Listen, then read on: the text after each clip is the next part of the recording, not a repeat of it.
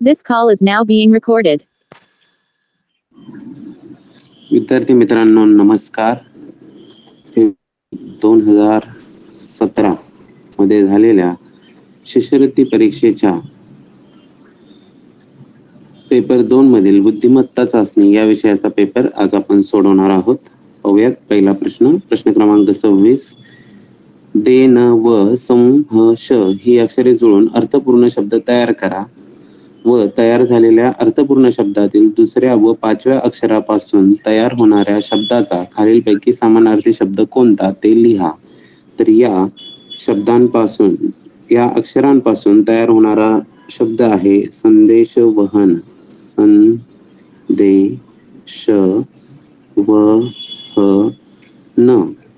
आणि यातील आपल्याला दुसऱ्या हे दुसरं आणि पाचव्या 1 2 3 4 5वा ह यापासून तयार होणारा शब्द आहे देह. आणि देह या शब्दाचा समानार्थी शब्द पर्यायामधून जर आपण निवडला तर तो आहे काया. उत्तराचा पर्याय आहे पर्याय क्रमांक 3. प्रश्न क्रमांक 27. मित्रप्रेम, कर्तृत्व, ईश्वरनिष्ठा, ध्रुव, राष्ट्रभक्ती, हृदय शस्त्रक्रिया या शब्दांमध्ये एकूण किती जोडाक्षरे आली आहेत. तर पहा, जोडाक्षर म्हणजे जिथं व्यंजन आणि व्यंजन एकत्र आलेलं असतं असे, तर यामध्ये त्र आणि प्रे अशी ही 2 जोडाक्षरे आहेत. कर्तृत्व तर यामध्ये र आणि त्व ही 2 जोडाक्षरे आहेत. ईश्वरनिष्ठामध्ये श्व आणि ष्ठा ही 2 जोडाक्षरे आहेत. त्यानंतर ध्रुव यामध्ये ध आणि र एकत्र आलेले आहेत, हे एक जोडाक्षर आहे. राष्ट्रभक्ती यामध्ये ष्ट्र आणि टी अशी 2 जोडाक्षरे आलेली आहेत. आणि हृदय शस्त्रक्रिया यामध्ये स्त्र आणि क्री अशी 2 जोडाक्षरे आलेली आहेत. ऋ हा जोडाक्षर नाही, ह अधिक ऋ ऋषीचा आहे तो, त्यामुळे एकूण जोडाक्षरे झाली 2, 2 4, 2 6, 2 8 आणि 2 10 आणि 1 11 एकूण जोडाक्षरे आलेली आहेत. तर पर्याय क्रमांक 1 11 हे त्याचं उत्तर आहे. पुढे आहे प्रश्न क्रमांक 28. काही संख्या दिलेल्या आहेत आणि वरील संख्यामालेत 3 ने भाग जाणाऱ्या संख्यांचा चढता क्रम लावल्यास मध्यभागी कोणती संख्या येईल. तर यातल्या महत्वाच्या 3 ने भाग जाणाऱ्या संख्या आपल्याला शोधायच्या आहेत. 3 ची कसोटी आपल्याला माहित आहे. संख्येतील अंकांच्या बेरजेला जर 3 ने भाग जात असेल तर ती संख्या 3 ने विभाज्य असते. तर यामध्ये पहा 900 9 येते अंकांची बेरीज ही आहे. 6 4 10 1 11 नाही. बेत्रिक 6 म्हणजे ही एक आहे. त्यानंतर 520 5 2 7 आणि 2 9 ही संख्या सुद्धा 3 ने विभाज्य आहे. 5 आणि 1 6 ही संख्या देखील 3 ने विभाज्य आहे. 3 आणि 1 4 ही नाही. 5 आणि 4 9 आणि 1 10 ही सुद्धा नाही. 5 आणि 3 8 आणि 1 9 ही संख्या देखील 3 ने विभाज्य आहे. 3 आणि 3 6 आणि 1 7 ही संख्या देखील 3 ने विभाज्य नाही. तर यामध्ये आता 3 ने विभाज्य असणाऱ्या संख्या आपण लिहून घेऊया, पण त्या कशा लिहायच्या आहेत, चढत्या क्रमाने लिहायच्या आहेत. तर यांचा चढता क्रम होईल 105, 222, 351, 522 आणि 900. या संख्या आपण चढत्या क्रमाने लिहिलेल्या आहेत. यामध्ये 1 2 3 4 5 संख्या आहेत. मध्यभागी येणारी संख्या आहे 351. पर्याय क्रमांक 3 351 हे त्याचं उत्तर होईल. पुढे आहे प्रश्न क्रमांक 29. अक्षरमाला दिलेली आहे आणि वरील अक्षरमालेतील उजवीकडून 25वे 12वे 22वे 18वे अक्षर घेऊन एक अर्थपूर्ण शब्द तयार करा आणि त्यातील पहिले अक्षर सांगा. तर पहिल्यांदा आपल्याला ही अक्षर शोधणं गरजेचं आहे. यात महत्वाचा शब्द आहे उजवीकडून, म्हणजे आपली उजवी ती इकडे 1 नंबरचा आणि इकडून आपल्याला मोजायचे आहेत. तर 25वे मोजायचे आहेत. हे सगळे 5-5च्या गटात आहेत. 5 10 15 20 25. 25वं अक्षर झालं ए. त्यानंतर 12वे 5 आणि 5 10 आणि 2 12ला आहे एन. त्यानंतर 22वे 5 10 15 20 आणि 21 22वा आहे डी. आणि 18वे 5, 10, 15, 16, 17, 18ला आहे H. आता यापासून तयार होणारा अर्थपूर्ण शब्द जर आपण पाहिला तो होतो HAND, हँड. हँड म्हणजेच काय? हात. आणि काय विचारले? त्यातील पहिले अक्षर सांगा. तर त्यातील पहिलं अक्षर आहे H, म्हणजेच बरोबर उत्तराचा पर्याय आहे पर्याय क्रमांक 4. पुढे पहा, प्रश्न क्रमांक 30 ते 34 साठी सूचना आहे. गटात न बसणारे पद ओळखायचं आहे. गटात न बसणारे पद ओळखणे म्हणजेच काय? तर ते पद सोडून राहिलेल्या तिघांचा एक गट झाला पाहिजे आणि ते पद त्या गटापेक्षा वेगळं असलं पाहिजे. यामध्ये पहा, बटाटे, मुळा, गाजर, रताळे. तर यामध्ये मुळा, गाजर, रताळे ही सगळी मुळं आहेत झाडाची आणि बटाटा हे काय आहे? खोड आहे. त्यामुळे बटाटा हा या मुळांच्या गटामध्ये बसत नाही, कारण बटाटा, आले, सुरण ही सगळी खोडं असतात आणि मुळा, रताळे, गाजर ही सगळी झाडाची मुळे असतात.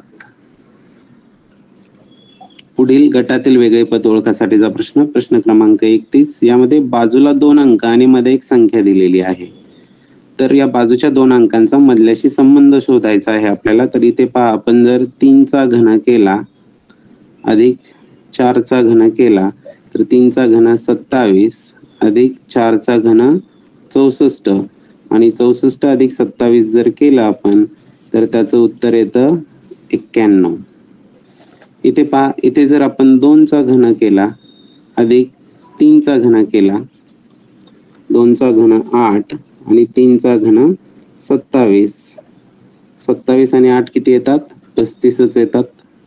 इथे पहा, 5चा घन अधिक 2चा घन, 5चा घन 125 अधिक 2चा घन 8, 125 अधिक 8 होतात 133. आणि इथे पहा, 4चा घन अधिक 5चा घन, 4चा घन होतो 64 आणि 5चा घन होतो 125, 125 अधिक 64 होतात 189. बाकी सर्व पदांमध्ये हे जुळतंय, मात्र पर्याय क्रमांक 2 मध्ये 35 यायला पाहिजे, तिथे 36 आलेला आहे, म्हणून पर्याय क्रमांक 2 हे गटातील वेगळे पद आहे. पुढे आहे प्रश्न क्रमांक 32.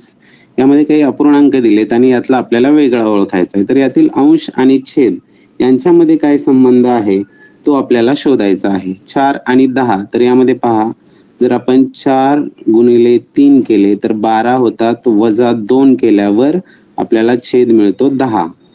इथे सुद्धा 10 गुणिले 3 वजा 2, 10 गुणिले 3 30 वजा 2 छेद यायला पाहिजे 28. इथे पहा, 8 गुणिले 3 वजा 2, 8 त्रिक 24 वजा 2 यायला पाहिजे 22. आणि इथे 6 गुणिले 3 वजा 2, 6 त्रिक 18, 18तून 2 गेले राहिले 16, 4 त्रिक 12तून 2 गेले 10. तर इथे बरोबर आलेलं आहे 4/10. इथे पण आलेला आहे 8/22. इथे पण आलेले आहे 6/16. मात्र इथे वजा 2 करण्याऐवजी अधिक 2 केलेला आहे, त्यामुळे पर्याय क्रमांक 2 हे या गटातील वेगळे पद आहे. प्रश्न क्रमांक 33 अतिशय सोपा आहे. विधू, अर्क, भानू, मित्र. तर यामध्ये समान गट होतो की सूर्याचे समानार्थी शब्द आहेत यामध्ये.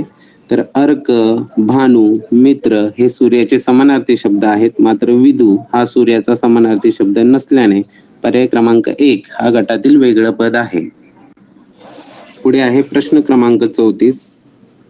यामध्ये त्रिकोणात 3-3 आकार दिलेले आहेत. सगळीकडे आकार सारखे आहेत, मात्र यामध्ये आपल्याला काय करायचं आहे? घड्याळाच्या काट्याच्या दिशेने आपल्याला या आकारांचा क्रम पाहायचा आहे. तर पहा कसा आहे? त्रिकोण, स्वस्तिक, स्टार. त्रिकोण, स्वस्तिक, स्टार. घड्याळाच्या दिशेने त्रिकोण, स्वस्तिक आणि स्टार. इथे घड्याळाच्या दिशेने पाहिलं तर त्रिकोण, स्टार आणि स्वस्तिक आले, म्हणजे इथे क्रम चुकलेला आहे, त्यामुळे यातील वेगळं पद आहे पर्याय क्रमांक 4. पुढे आहे प्रश्न क्रमांक 35. खालील संख्या मालिकेत प्रश्नचिन्हाच्या जागी येणारा पर्याय निवडा. आणि एक संख्या मालिका दिलेली आहे. संख्या मालिका आल्यानंतर पहिल्यांदा काय करायचं तर त्यातील फरक काढून घ्यायचा.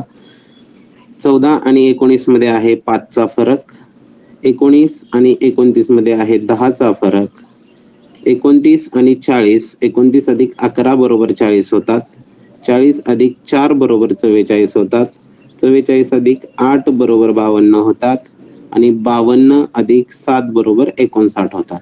तर आता जो फरक आहे तो आहे 5, 10, 11, 4, 8, 7 असा. हा फरक कसा आलेला आहे तर या 14 मधील 1 अधिक 4 केल्यावर 5चा फरक आलेला आहे. या 19 मधील 1 अधिक 9 केल्यानंतर 10चा फरक आलेला आहे. 29 मध्ये 9 अधिक 2 केल्यावर 11चा फरक झालाय. 40 मधील 4 अधिक 0 4चा फरक पुढे आला. 44 मध्ये 4 अधिक 4 8चा फरक आलेला आहे. 52 मध्ये 5 अधिक 2 7 होतात म्हणून पुढे 7चा फरक आलेला आहे. मग इथे 5 अधिक 9 म्हणजे किती 14चा फरक येणार आहे आणि 59 अधिक 14 59 आणि 4 होतात 63 आणि 10 73 म्हणजे संख्या मालिकेत पुढे येणारं पद असणार आहे 73 पर्याय क्रमांक 4. पुढे आहे प्रश्न क्रमांक 36. संख्या मालिकेतील चुकीचे पद ओळखायचं आहे आपल्याला. तर पहिल्यांदा संख्या मालिका म्हटलं की काय करायचं त्यातील फरक शोधून घ्यायचा. 14 आणि 18 मध्ये येतो 4चा फरक, 18 आणि 26 मध्ये 18 आणि 8 26, 26 आणि 12 38, 38 आणि 62 मध्ये 38 आणि 4 42 आणि 20 62 म्हणजे 24चा फरक आहे.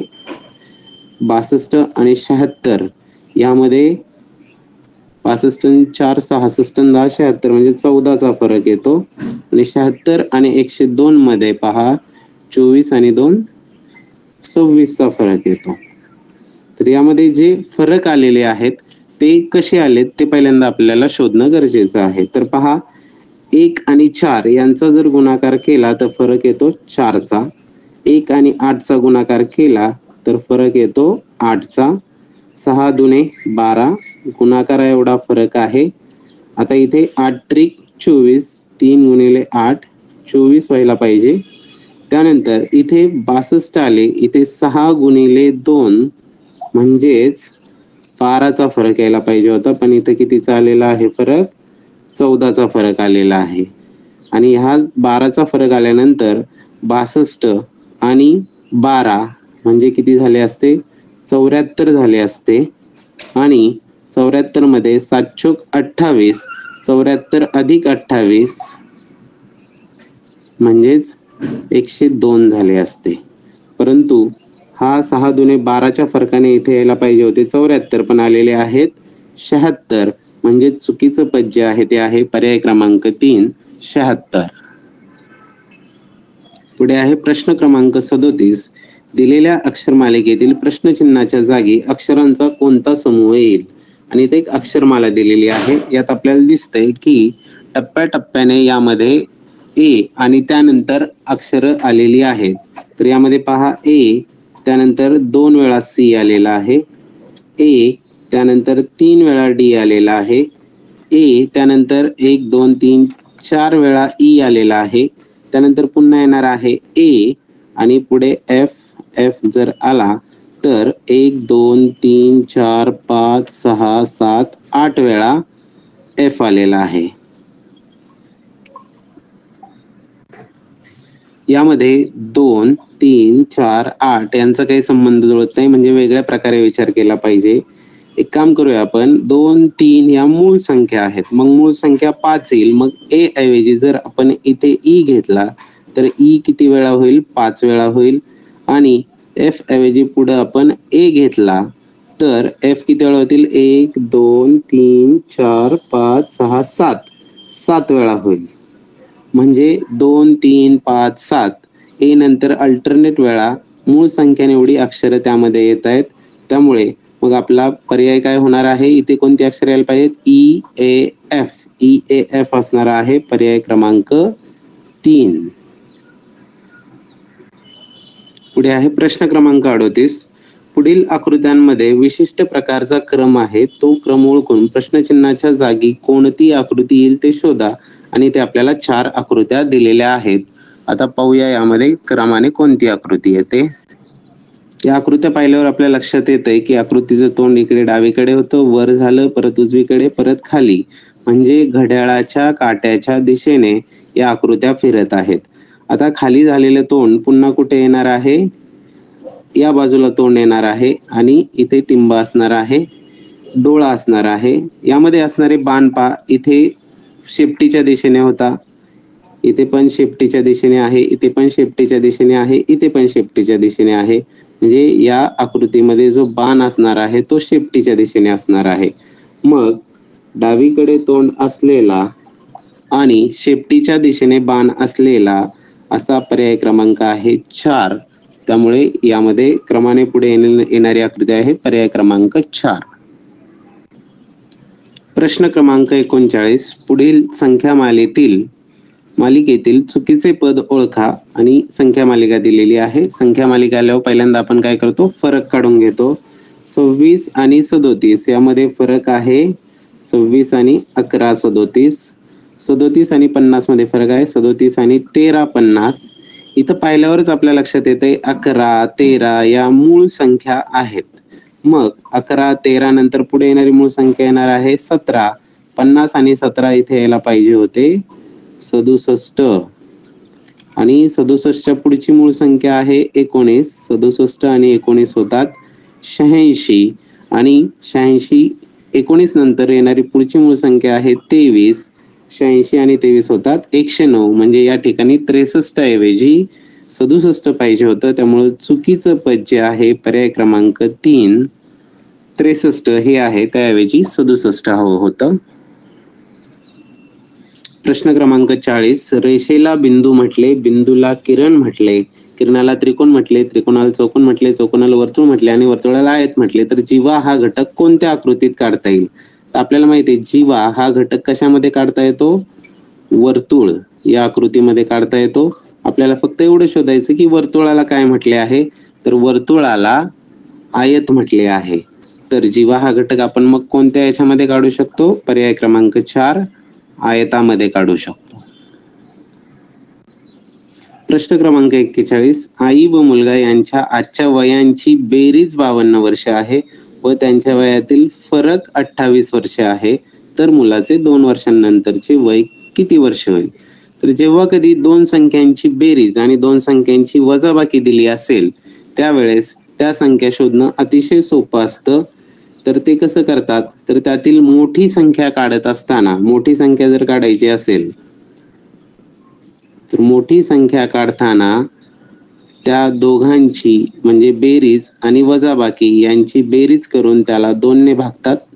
आणि लहान संख्या जर काढायची असेल, म्हणजेच इथं आता मुलाचं वय काढायचंय आपल्याला, मुलाचं वय हे लहान संख्या आहे त्यामध्ये, मुलाचे वय काढत असताना म्हणजेच लहान संख्या काढत असताना काय केलं जातं, तर ती बेरीज जी आहे 52 आणि त्यांची वजाबाकी ती आहे 28, यांची वजाबाकी करून त्याला 2 ने भागल्यावर आपल्याला लहान संख्या मिळते. तर 52 वजा 28, 28 आणि 4 32 आणि 20 52 म्हणजेच 24 भागिले 2 म्हणजेच 12. 12 हे काय आलं, त्या मुलाचं आजचं वय आलेलं आहे 12 वर्षे.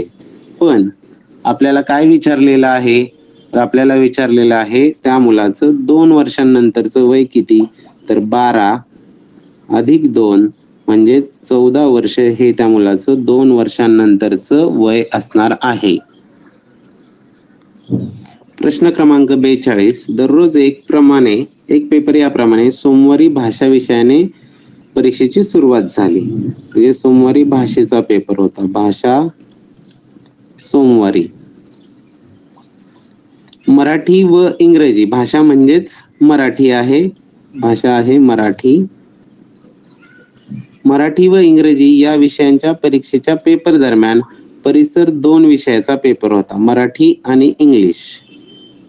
मराठी आणि इंग्लिश यांच्यामध्ये परिसर 2चा पेपर होता. त्यानंतर पुढे दिलेला आहे इंग्रजी विषयाच्या पेपर नंतर गणित विषयाचा पेपर होता. म्हणजे इंग्लिश नंतर असणार आहे गणित विषयाचा पेपर. आणि परिसर 2 नंतर तिसऱ्या दिवशी परिसर 1 या विषयाचा पेपर होता. परिसर 2 नंतर पहिला, दुसरा, तिसऱ्या दिवशी परिसर 1 या विषयाचा पेपर होता. तर प्रश्न विचारलाय तर गणित विषयाचा पेपर कोणत्या वारी होता? तर इथे पहा सोमवार, त्यानंतर मंगळवार, बुधवार आणि गणित विषयाचा पेपर येतो कोणत्या वारी? गुरुवारी. म्हणजेच याचं उत्तर आहे गणित विषयाचा पेपर पर्याय क्रमांक 3 गुरुवारी असणार आहे. पुढील प्रश्न नातेसंबंधावर आधारित प्रश्न क्रमांक 43. दीक्षाची आई, ही पहा दीक्षा आणि दीक्षाची आई ही माझ्या आईला आई म्हणते. तर हा मी आणि माझ्या आईला आई म्हणते. तर दीक्षा माझी कोण? तर यामध्ये आपण पर्यायावरून सुद्धा उत्तर काढू शकतो. तर मी, तर दीक्षाची आई, मग माझ्या मावशीची आई माझ्या आईला आई म्हणेल का? नाही. माझ्या आते बहिणीची म्हणेल का? तसं विचार करून पाहायचा. आपल्या नातेसंबंधांवर हा प्रश्न जुळून बघायचा आहे. मामी बहीण म्हणेल का? तर नाही, कारण मामी बहिणीची आई आणि माझ्या आईची आई या वेगळ्या असणार आहे. पण माझी भाची जी आहे तिची आई ही माझ्या आईला आई म्हणेल. त्यामुळे याचं उत्तर आहे पर्याय क्रमांक 4 भाची. प्रश्न क्रमांक 44. खालील आकृतीत एकूण त्रिकोणांची संख्या किती आहे? आणि एक आकृती दिलेली आहे. त्रिकोण आपल्याला सहज मोजता येतात, ते आपण मोजू शकतो. पहा 1 2 3 4, त्यानंतर हा 5, हा 6 7 8 9 10 11 12 आणि 13. तर यामध्ये त्रिकोणांची संख्या आहे 13. तुम्हाला प्रश्न पडला असेल हा कानाचा त्रिकोण का नाही मोजला? तर हा त्रिकोण जरी असा असला तरी याची ही बाजू ही अशी वक्र आहे आणि ही वक्र असणारी बाजू असल्यामुळे हा त्रिकोण म्हणून आपण मोजू शकत नाही. हा नाही मोजू शकत, हा पण नाही मोजू शकत, त्याच पद्धतीने हा पण नाही मोजू शकत, कारण याची ही बाजू जी आहे ती वक्र येते. त्यामुळे यामध्ये त्रिकोण आहेत 13. पुढील प्रश्न आहे खालील आकृतीतील एकूण चौकोनांची संख्या किती? तर इथे एक आकृती दिली आहे. जेव्हा कधी अशी भागांची आकृती असेल त्यावेळेस यातील चौकोन किंवा काहीही मोजताना काय करायचे? तर त्याच्या प्रत्येक भागाला नंबर देऊन घ्यायचे. 1 2 3 4. आता यातला एकच भाग चौकोन आहे असं आपल्याला, कारण चौकोन मोजायचे, असं कोणी आहे का? नाही. तर हे प्रत्येक भाग हे त्रिकोण आहेत. मग दोघांचे मिळून होतात असे कोणकोणते चौकोन होतात? तर 1 आणि 3 या दोन भागांचा मिळून एक चौकोन होतो, 1 आणि 3 चा. त्यानंतर 2 आणि 3 चा मिळून एक चौकोन तयार होतो, 2 आणि 3. त्यानंतर 3 आणि 4 या दोघांचा मिळून एक चौकोन तयार होतो, 3 आणि 4. तर अशा प्रकारे हे 3 चौकोन तयार झाले. त्यानंतर आता तिघांचा मिळून चौकोन तयार होतो असे कोणते आहेत? तर 1 3 2 यांचा मिळून एक चौकोन तयार होतो, 1 3 2. त्यानंतर 1 3 4 यांचा मिळून एक चौकोन तयार होतो, 1 3 4. आणि 2 3 4 यांचा मिळून एक चौकोन तयार होतो, 2 3 4. त्यानंतर आता 4 मिळून चौकोन होतोय का? तर नाही, त्रिकोणच तयार होतोय. म्हणजे 2-2 भागांचे मिळून तयार होणारे हे 3 चौकोन आणि 3-3 भागांचे मिळून तयार होणारे हे 3 चौकोन, असे 3 अधिक 3 म्हणजे किती? एकूण 6 चौकोन या आकृतीमध्ये आहेत. प्रश्न क्रमांक 46 आणि 47 दोघांसाठी सूचना आहे. प्रश्नामधील प्रश्न आकृतीची आरशातील प्रतिमा कशी दिसेल ते पर्यायी उत्तर आकृतीमधून निश्चित करा. प्रश्नाकृती आणि या बाजूने आरसा आहे. आरशामध्ये काय होतं? जी डावी बाजू आहे ती उजवीकडे जात असते, डावी बाजू उजवीकडे जात असते. म्हणजे एम जो आहे तो या बाजूला येणार आहे आणि हा जो एन आहे तो या बाजूला इथे असणार आहे. आणि इथे असताना मात्र तो इथे असा आहे तो असा उलटा होणार आहे. आरशामधील प्रतिमा षटकोन मात्र आहे असाच या बाजूला पडणार आहे. मग या बाजूला गेलेला यम आहे तसाच इथे आहे, पण यन मात्र इथे उलटा झालेला नाही, त्यामुळे हा होऊ शकत नाही. इथे एम आहे असंच येणार आहे, हे पण होऊ शकत नाही. पर्याय क्रमांक 3 मध्ये पहा, तर एम उजवीकडे गेलेला तो आहे, आणि n हा डावीकडे असणार आहे त्या आकृतीच्या आणि उलटा असणार आहे, त्यामुळे याचं उत्तर असणार आहे पर्याय क्रमांक 3. प्रश्न क्रमांक 47 तसंच आहे. यामध्ये पहा, जो ई आहे ही आकृती आरसा म्हणजे इकडे पलटी होणार आहे, तर ई जो आहे तो या बाजूला येणार आहे आणि डी जो आहे तो पलीकडे जाणार आहे. मग यानुसार जर पाहिलं आपण तर ई या ठिकाणी येणार पण उलटा होणार आहे ई असा, आणि डी जो आहे तो यामध्ये इकडल्या बाजूला उजवीकडे जाणार आहे आणि तो डी आपल्याला असा उलटा झालेला दिसणार आहे. मग असं असणारा पर्याय कोणता आहे तो आपल्याला निवडायचा आहे. तर आपण पाहिलं तर ई सरळच आहे, इथे हे जर होणार नाही, इथे ई उलटा आहे, डी उलटा आहे. पण यामध्ये जर पाहिलं आपण तर त्रिकोणाचं तोंड खाली आहे आणि ते खालीच राहणार आहे, इथे मात्र वर झालेलं आहे. इथे मात्र त्रिकोणाचं तोंड खाली आहे, ते खालीच आहे. ई या बाजूला आहे, डी या बाजूला आहे, त्यामुळे याचं उत्तर असणार आहे पर्याय क्रमांक 4. प्रश्न क्रमांक 48 आणि 49 साठी सूचना आहे. पुढे दिलेल्या प्रश्नाकृती पाण्यावर उभी धरल्यास तिचे पाण्यातील प्रतिबिंब कसे असेल ते आपल्याला शोधायचं आहे. इथे प्रश्नाकृती आहे. पाण्यामध्ये आपल्याला माहिती आहे जाताना काय होतं, वरची बाजू खाली जात असते आणि खालची बाजू जी आहे ती आपल्याला इथे वर दिसत असते. या पद्धतीने आपण विचार करूया पर्याय पाहून. तर इथे पहा, हे जे वर्तुळ आहे हे पाण्यामध्ये गेल्यानंतर वर्तुळाकृतीच राहणार आहे, आणि हा जो एच आहे वर्तुळामध्ये तो मात्र हा असाच इथे राहणार आहे, आणि हा त्रिकोण खालून वर होणार आहे, असा होणार आहे हा त्रिकोण, असा होणार आहे. तर असा वर एच असणारा 2 पर्याय आहेत, पर्याय 3 आणि पर्याय 4 मध्ये. या दोघांमधून आपल्याला विचार करायचा आहे. तर यामध्ये जर एक आपण पाहिला फरक, तर या त्रिकोणामध्ये सरळ उभी रेषा आली आहे, आणि ही सरळ उभी आहे का इथे नाही, तर हिला मध्ये कट आहे आणि ती मध्ये कट असणार आहे, यामुळे याचा पर्याय क्रमांक असणार आहे 3. ही योग्य पाण्यातील प्रतिबिंब आहे. प्रश्न क्रमांक 49. यामध्ये पहा, पाण्यामध्ये प्रतिबिंब होताना ही कर्व जी बाजू आहे ही वरून होणार आहे, आणि हे खाली गेल्यानंतर जो कर्व आहे तो असा होणार आहे. मग असा असणारे पर्याय कोणते आहेत, तर 2, 3, 4 आहेत. आता यामध्ये आपल्याला विचार करायचा आहे. यामध्ये उजवी डावी बदलत नसते, जी आहे तीच राहत असते. फक्त ही रेषा इथून अशी होती, ती खाली पडल्यावर इथून इकडे होणार आहे आडवी, आणि हा जो असा एल होता तो या पद्धतीने होणार आहे. म्हणजे असा असणारा पर्याय आहे पर्याय क्रमांक 3. पुढे आहे प्रश्न क्रमांक 50. सामाजिक आणि भावनिक बुद्धिमत्तेवर आधारित प्रश्न आहे. सहलीला गेलेला शुभम गडाच्या भिंतीवर टोकदार वस्तूने नाव करू लागला. या प्रसंगी तुम्ही काय कराल?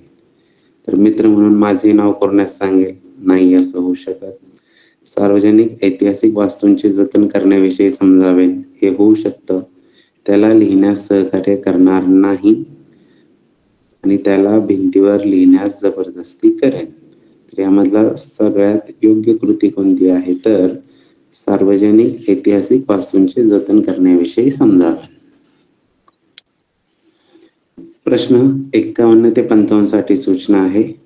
पुढील प्रश्नात पहिल्या व दुसऱ्या पदाचा जसा संबंध आहे अगदी तसाच संबंध तिसऱ्या व चौथ्या पदात आहे.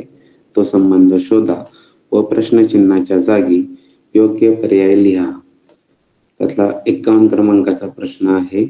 मोरो त्रिंबक पिंगळे प्रधान, तर शिवाजी महाराजांच्या अष्टप्रधान मंडळातील. मग निराजी रावजी, तर यांच्यासाठी योग्य पर्याय न्यायाधीश, मंत्री, सुमंत, अमात्य.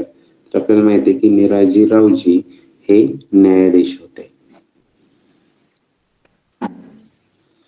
प्रश्न क्रमांक 52. 21 जून आपल्याकडे सर्वात मोठा दिवस असतो हा, आणि 22 डिसेंबर काय असते, तर तो सगळ्यात लहान दिवस असतो.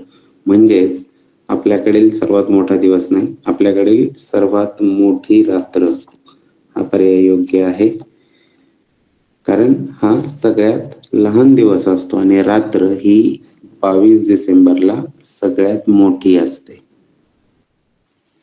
प्रश्न क्रमांक 53 यामध्ये दोन आकृत्या दिसत आहेत. पहिल्या आकृतीशी दुसरी आकृती. तर यामध्ये काय झालंय, उजव्या बाजूला लाईन्स होत्या त्या डाव्या बाजूला आलेल्या आहेत, म्हणजे इथे वर असलेल्या लाईन्स खाली येणार आहेत आणि या लाईन्स ज्या होत्या त्या आडव्या हॉरिझॉन्टल आहेत त्या इथे व्हर्टिकल झालेल्या आहेत. त्यामुळे इथे हॉरिझॉन्टल असलेल्या ज्या लाईन्स आहेत त्या व्हर्टिकल होणार आहेत, असं आपल्याला दिसणार आहे पर्याय क्रमांक 2. प्रश्न क्रमांक 54. 24 ला 8 आहे तर 36 ला काय होईल? तर यामध्ये जर विचार केला तर 2 8 तर 3 18 असा काही पर्याय नाहीये. मग या दोघांची आपण वजाबाकी करून पाहूया. तर 24 मध्ये 4 वजा 2 केले तर राहतात 2 आणि 2 चा जर आपण घन केला, घन म्हणजेच काय, त्याच संख्येचा 3 वेळा गुणाकार, तर तो येतो 8. मग 36 ला काय होईल तसंच, तर 36 मध्ये पहा 6 वजा 3 बरोबर येतात 3 आणि 3 चा जर आपण घन केला, घन म्हणजेच 3 वेळा गुणाकार करायचा आहे, 3 त्रिक 9, 9 त्रिक 27 आणि असा आहे पर्याय क्रमांक 2 27. प्रश्न क्रमांक 55. 39 27 ला 48 45 आहे तर 18 45 ला काय होईल? तर यामध्ये आपण प्रत्येक अंकामध्ये होत असलेला बदल पाहूया. तर इथे 3 चे झाले 4 म्हणजे अधिक 1 झाला, मग 1 अधिक 1 होतील 2. इथे 9 चे झाले आहेत 8 म्हणजे 1 वजा झालेला आहे, 8 वजा 1 केला तर होतील 7. त्यानंतर ह्या 2 चे झालेले आहेत 4 हे अधिक 2 झालेले आहेत, तर 4 अधिक 2 होतील 6 आणि 7 चे झालेले आहेत 5 म्हणजे वजा 2 झालेले आहेत, 5 वजा 2 केले तर होतील 3 म्हणजेच 18 45 ला येतात 27 63 आणि तो आहे पर्याय क्रमांक 1. प्रश्न क्रमांक 56 आणि 57 साठी सूचना आहे. खालील प्रश्नाकृतीस तंतोतंत जुळणारी आकृती पर्यायांमधून शोधा आणि प्रश्न आकृती आपल्याला दिलेली आहे. सेम याच्यासारखी आकृती आपल्याला पर्यायांमधून शोधायची आहे आणि या आकृतीचं, त्यामध्ये केलेल्या भागांचं, या छोट्या रेषांचं, या बाणाचं जर आपण निरीक्षण केलं आणि तसं जर आपण पर्यायामध्ये पाहिलं तर आकृती क्रमांक 3 जी आहे ती तंतोतंत या आकृतीशी जुळणारी आहे. प्रश्न क्रमांक 57 मध्ये तंतोतंत जुळणारी आकृती पाहिजे आहे, तर यामध्ये केलेले भाग, हा इथे असणारा बिंदू यांचं निरीक्षण करून पर्यायांमध्ये जर आपण पाहिलं तर या आकृतीशी तंतोतंत जुळणारी आकृती आपल्याला दिसते, पर्याय क्रमांक 2. प्रश्न क्रमांक 58. एका रांगेत विराटच्या उजवीकडे 15 मुले, तर इथे लिहूया आपण हा विराट. विराटच्या उजवीकडे इकडे 15 मुले आहेत व डावीकडे 21 मुले उभी आहेत. याच रांगेत मध्यभागी उभा असलेला, मध्यभागी असणाऱ्या वेणीचा क्रमांक आपल्याला काढायचा आहे. तर पहा, विराट त्याच्या उजवीकडले 15, डावीकडले 21, 21 अधिक 15 झाले 36 अधिक विराट, या रांगेमध्ये एकूण किती आहेत? 37 विद्यार्थी आहेत. मग 37 मुले एकूण आहेत, तर 37च्या मध्यभागी असणारा जो वेणीत आहे त्याचा क्रमांक आपल्याला काढायचा आहे. तर 37 ची जर आपण निमपट केली तर साधारण 37 + 1 18 हे 18 2 36 आणि मध्ये येणार आहे वेणीत. तर वेणीचा क्रमांक कितवा असणार आहे? 18 अधिक 1 19वा, पर्याय क्रमांक 2 त्याचा क्रमांक 19वा असणार आहे. प्रश्न क्रमांक 59. एका हजेरी पत्रकात संगीताचा सुरुवातीपासून 10वा क्रमांक आहे. सुरुवातीपासून 10वा म्हणजे ही झाली संगीता, तिचा 10वा क्रमांक आहे म्हणजे तिच्या आधी 9 असणार आहेत विद्यार्थी आणि सनीचा शेवटून 20वा क्रमांक आहे आणि हा जो सनी आहे या सनीचा शेवटून 20वा आहे, म्हणजे सनीच्या नंतर 19 विद्यार्थी असणार आहेत. पुढे काय सांगितलंय, संगीता आणि सनी यांच्या नावामध्ये 15 मुलांची नावे आहेत. संगीता आणि सनी यांच्यामध्ये 15 मुलांची नावे आहेत. तर हजेरी पत्रकात एकूण नावे किती आहेत? तर या सगळ्यांची बेरीज केल्यावर आपल्याला एकूण विद्यार्थी कळणार आहेत. तर पहा, 15 अधिक 9 अधिक 19, 9, 15, 19 यांची बेरीज आणि त्यात संगीता आणि सनी हे दोघं मिळवायचे आपल्याला. तर 19 आणि 9 झाले 28, 28 5 झाले 33 आणि 10 43. 43 मध्ये संगीता 44 आणि सनी 45, म्हणजे 9 अधिक 15 अधिक 19 आणि अधिक संगीता आणि सनी हे 2, असे जर टोटल आपण मिळवली तर त्या रांगेमध्ये येतात एकूण विद्यार्थी 45. तो आहे पर्याय क्रमांक 1. प्रश्न क्रमांक 60 दिशांवर आधारित आहे. रोजी पश्चिमेकडे तोंड करून उभी आहे. तर आपण दिशा काढून घेऊया. ही उत्तर, दक्षिण, पूर्व आणि पश्चिम. आता तर ही रोजी जी आहे ही पहा, इथे काढू आपण. ती पश्चिमेकडे तोंड करून उभी आहे, म्हणजे तिचं तोंड आहे या दिशेला. आणि त्यानंतर काय झालं, ती तिच्या डाव्या बाजूने काटकोनात 2 वेळा फिरली. काटकोनात 2 वेळा डाव्या बाजूने. तर इथून डाव्या बाजूने काटकोनात एकदा वळल्यानंतर इकडे तोंड येणार आहे तिचं, आणि दुसऱ्यांदा केल्यानंतर तिचं तोंड या बाजूला येणार आहे. आता या दिशेला पूर्वेला तिचं तोंड असणार आहे. प्रश्न काय विचारला आपल्याला, तर तिची पाठ कोणत्या दिशेला असेल. जर तिचं तोंड पूर्वेला झालं तर पाठ कोणत्या दिशेला असणार आहे, इकडे पश्चिमेला पाठ असणार आहे. त्यामुळे याचा पर्याय जो आहे, पर्याय क्रमांक 4, पश्चिम या दिशेला तिची पाठ असणार आहे. प्रश्न क्रमांक 61 तोही दिशेवर आधारित आहे, त्यामुळे यामध्ये आपण आधी दिशा काढून घेऊया. तर दक्षिण, पूर्व आणि पश्चिम. त्यात काय, रुक्साना पश्चिमेला 19 किलोमीटर गेली. तर इथे आपण रुक्साना घेऊया. इथून ती पश्चिमेला, हे रुक्सानाचं मूळ स्थान आहे, इथून ती पश्चिमेला इकडे 19 किलोमीटर गेली. नंतर ती दक्षिणेला 13.5 किलोमीटर गेली. इथून दक्षिणेला खाली ती जाणार आहे 13.5 किलोमीटर. त्यानंतर पूर्वेला 7.5 किलोमीटर गेली. त्यानंतर ती पुन्हा पूर्वेला, म्हणजे इकडे 7.5 किलोमीटर गेली. नंतर उत्तरेला 13.5 किलोमीटर जाऊन थांबली आणि इथून पुन्हा ती उत्तरेला 13.5 किलोमीटर जाऊन थांबली. आता ती आहे इथे. तर आता प्रश्न विचारलाय, तर ती मूळ ठिकाणापासून किती अंतरावर आहे. तर यामध्ये पहा, हे 7.5 आहे, म्हणजे हे पण 7.5 अंतर असणार आहे. हे एकूण अंतर जे आहे ते 19 किलोमीटर आहे. पैकी हे 7.5 आपल्याला त्यातून वजा करावे लागतील, म्हणजे तिचं मूळ ठिकाणापासूनचं अंतर आपल्या लक्षात येईल. करूयात. 19.0 वजा 7.5, 6तून 5 गेले 5, 8तून 7 गेलं 1, म्हणजे मूळ ठिकाणापासून ती 11.5 किलोमीटर असणार आहे, आणि तो आहे पर्याय क्रमांक 3, 11.5 किलोमीटर. पुढील प्रश्न क्रमांक 62 दिनदर्शिकेवर आधारित प्रश्न आहे. मंदाचा जन्म 8 जुलै 2007 ला रविवारी झाला. तर पहा, जन्म जो आहे तो 2007 ला झालेला आहे, आणि तेव्हा वार होता रविवार.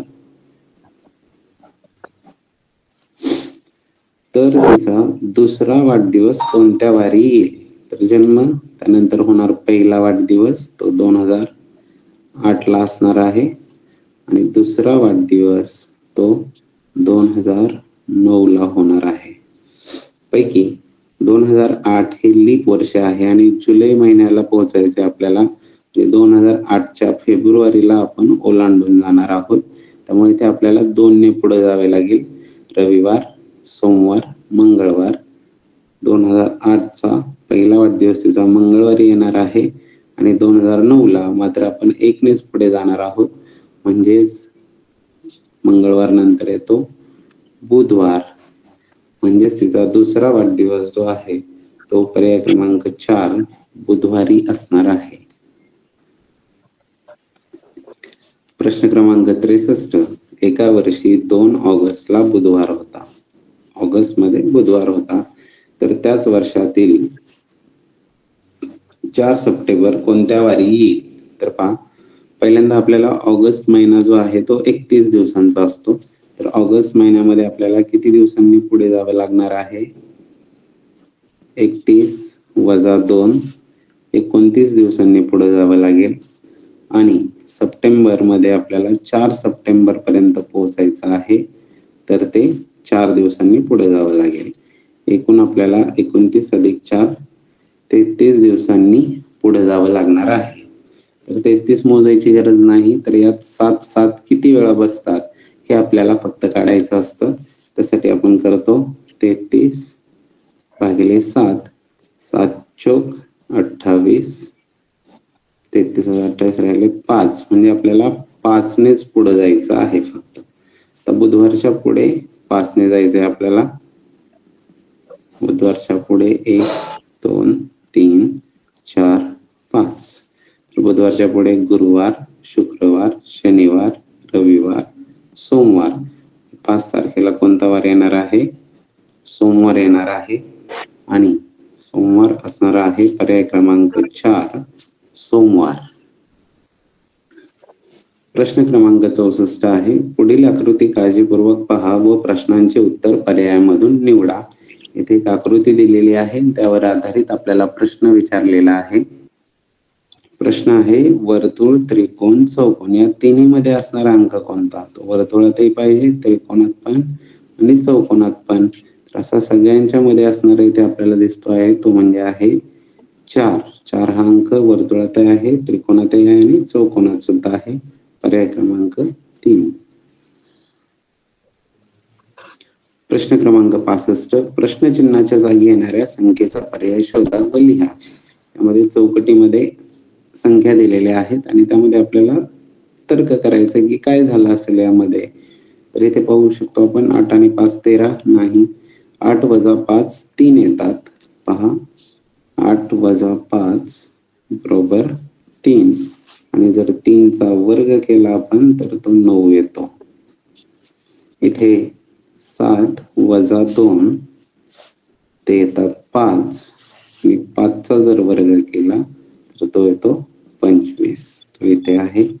इथे काय होणार? तेच 9 वजा 7 बरोबर येतात 2 आणि पुढे होणार 2 चा वर्ग, तो येतो 4. इथं चौकट प्रश्नचिन्हाच्या जागी येणारी संख्या असणार आहे 4. तो आहे पर्याय क्रमांक 1. प्रश्न क्रमांक 66 ते 70 साठीची सूचना आहे. प्रश्नाच्या सुरुवातीला 3 पदे दिली आहेत, त्यांचे काही वैशिष्ट्य आहे, त्यामुळे त्यांचा एक गट तयार होतो. या गटात बसणारे पद दिलेल्या पर्यायातून निश्चित करा. तर या तिघांचा एक गट होणार आहे आणि त्याला संबंधित असणार त्या गटात बसणार आपल्याला पर्यायामधून निवडायचं आहे. तर त्यातला पहिला प्रश्न आहे 66. मोठे आतडे, जठर, लहान आतडे. तर आपल्याला माहित आहे हे सगळे पचन संस्थेशी संबंधित असणारे अवयव आहेत. तर यामध्ये या गटात बसणार आहे ग्रासिका, श्वासपटल, हृदय, वृक्क. तर ग्रासिका हा पचन संस्थेशी संबंधित असणारा घटक आहे. पुढे आहे गंगा. प्रश्न क्रमांक 67. गंगा, महानदी, गोदावरी. तर या नद्यांशी संबंधित असणारी नदी आपल्याला यातून शोधायची आहे. तर गंगा, महानदी, गोदावरी या दक्षिण पूर्व वाहणाऱ्या नद्या आहेत आणि या बंगालच्या उपसागराला जाऊन मिळतात. त्यामुळे या गटामध्ये बसणारी नदी आहे पर्याय क्रमांक 2 कावेरी.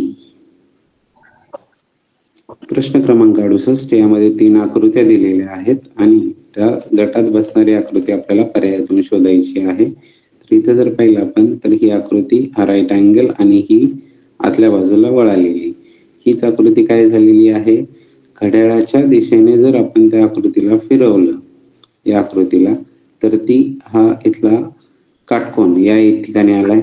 अजून तिला तसंच घड्याळाच्या दिशेने आपण फिरवलं तर तोच काटकोन फिरून म्हणजे ज्या बाजूला काटकोन आहे त्या बाजूच्या छोट्या लाईनला आतमध्ये आपल्याला असा बेंड दिसतो.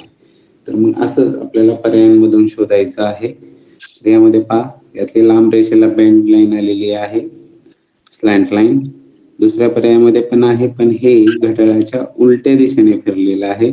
पर्याय क्रमांक 3 हा सुद्धा घड्याळाच्या उलट्या दिशेने फिरलेला आहे. पण पर्याय क्रमांक 4 मध्ये आपल्याला दिसते ही आकृती सुद्धा घड्याळाच्या दिशेने फिरल्यावर यासारखीच होणार आहे. म्हणून याचं उत्तर आहे पर्याय क्रमांक 4. प्रश्न क्रमांक 69, 29, 31, 17, 19, 59, 61. तर यांचं निरीक्षण केलं तर आपल्याला लक्षात आलं असेल की या सगळ्या जोडमूळ संख्यांच्या जोड्या आहेत. जोडमूळ म्हणजे दोनचा फरक असणाऱ्या मूळ संख्या. 41, 43 हेच या पर्यायात बसतं. 15 ही मूळ संख्या नाही, यात 69 मूळ संख्या नाही, यामध्ये 21 ही मूळ संख्या नाही.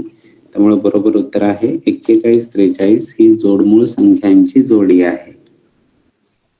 प्रश्न क्रमांक 70, यामध्ये 4 संख्या दिलेल्या आहेत, 4 अंकी संख्या आहेत. अशा वेळी त्यामध्ये विभाज्यतेच्या कसोट्यांचा आपण विचार करायचा असतो. तर यामध्ये या संख्येत पहा, आपण अंकांची बेरीज करून पाहू, कारण समविषम मिक्स आहे त्यामध्ये. तर अंकांची बेरीज पहा, इथे 9 आणि 5 14 आणि 8 22 आणि 5 27. इथे होते 8 आणि 5 13 आणि 4 17 आणि 1 18. इथे होते 9 6 15 आणि 8 23 आणि 4 27. या सगळ्या 3 ने भाग जाणाऱ्या संख्या आहेत. पर्यायांमध्ये आपण अंकांच्या बेरजा करून पाहूया. 9 आणि 3 12 आणि 8 20 आणि 9 29. 9 आणि 3 12 आणि 8 20 आणि 7 27. 9 आणि 4 13 आणि 7 20 आणि 8 28. आणि 9 आणि 5 14 आणि 8 22 आणि 7 29. तर आपल्या लक्षात येईल की 27 18 27 या 3 आणि 9 ने भाग जाणाऱ्या संख्या आहेत. आणि पर्यायांमध्ये अशी संख्या आहे पर्याय क्रमांक 2 मधली की जिला 3 आणि 9 दोघांनी सुद्धा भाग जातो. प्रश्न क्रमांक 71, एका सांकेतिक भाषेत 5 बरोबर 13, 7 बरोबर 19 व 8 बरोबर 22 तर 1 बरोबर किती? तर यामध्ये आपण जर निरीक्षण केलं 5 ते 13 झाले, कसे झाले, तर 5 गुणिले 3 15 होतात आणि 15 मधून 2 वजा केले की आले 13. 7 आणि 19 पाहिलं तर 7 गुणिले 3 7 त्रिक 21 वजा 2 होतात 19. 8 आणि 22 पाहिलं तर 8 गुणिले 3 8 त्रिक 24 वजा 2 झाले 22. तसंच 1 चं काय होणार आहे, 1 गुणिले 3 वजा 2 1 त्रिक 3 वजा 2 येतात 1. म्हणून आपल्या बरोबर उत्तर जे आहे ते असणारे पर्याय क्रमांक 3 1.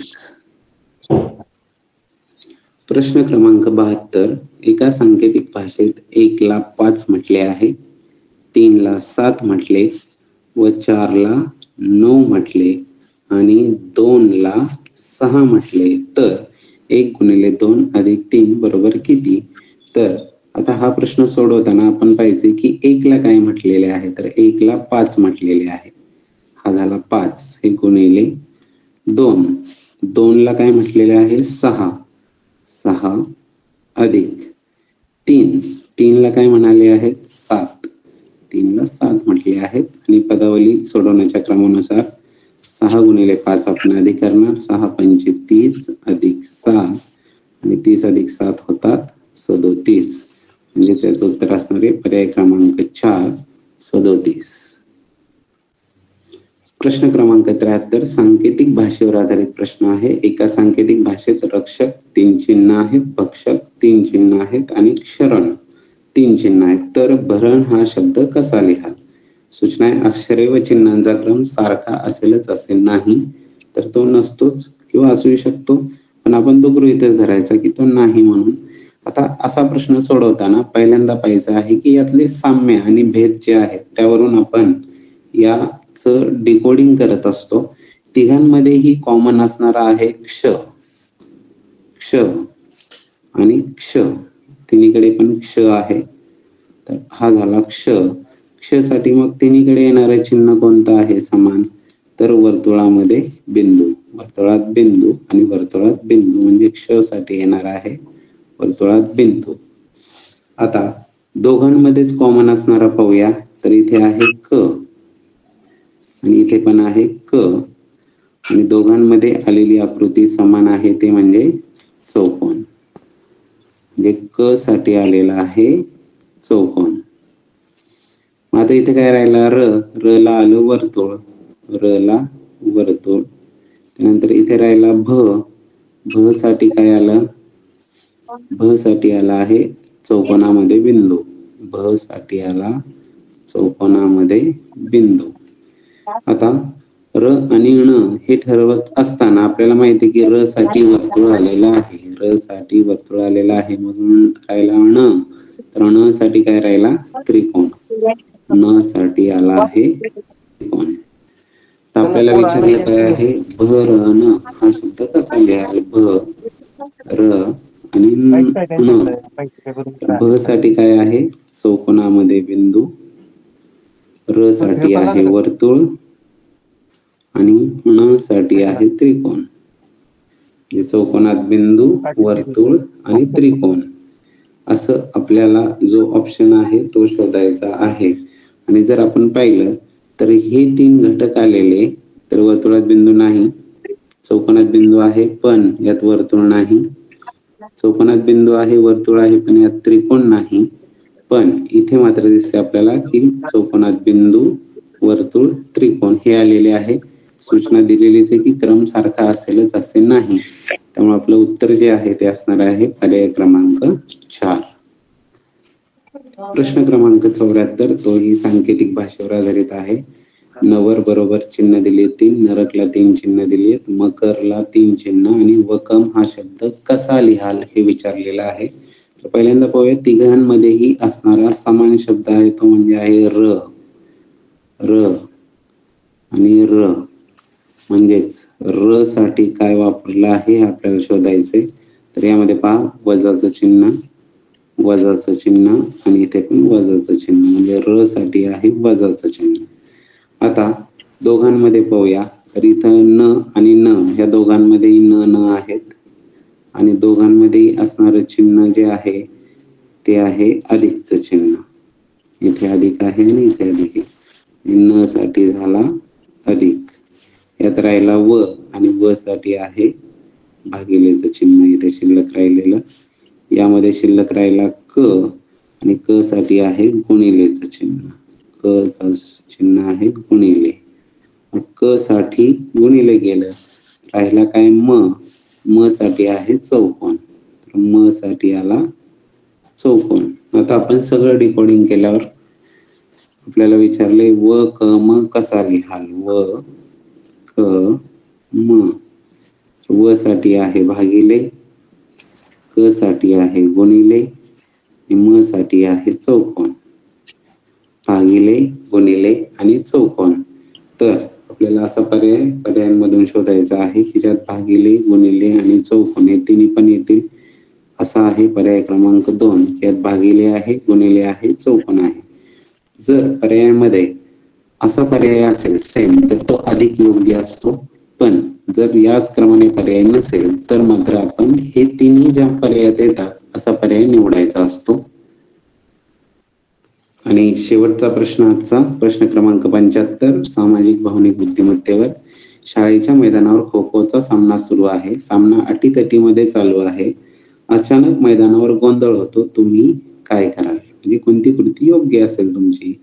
तर गोंधळ का झाला हे पाहून गोंधळ करणाऱ्या मुलांना शांत करण्याचा प्रयत्न करेल. हे योग्य वाटतंय पण पुढील पर्याय वाचूया. गोंधळ घालणाऱ्या मुलांना बदलून काढेल, नाही. मी सुद्धा मैदानावर जाऊन गोंधळ करेल, तुम्ही पण एन्जॉय, नाही तसं नाही. माझ्या वर्गात पळत जाऊन बसेल घाबरून, तसं पण नाही करणार. मग यातली योग्य कृती होते गोंधळ का झाला हे पाहून गोंधळ करणाऱ्या मुलांना शांत करण्याचा प्रयत्न करेल. अशा प्रकारे आपण बुद्धिमत्ता या पेपरचे प्रश्न क्रमांक 26 ते 75 सोडवलेले आहेत. धन्यवाद विद्यार्थी मित्रांनो. आणि आता शिष्यवृत्ती परीक्षा फार जवळ आलेली आहे. अवघे 5 दिवस राहिलेले आहेत. सगळ्यांनी छान तयारी करूया या परीक्षेची आणि आत्मविश्वासाने या परीक्षेला सामोरं जाऊया. पुनश्च एकदा सगळ्यांनी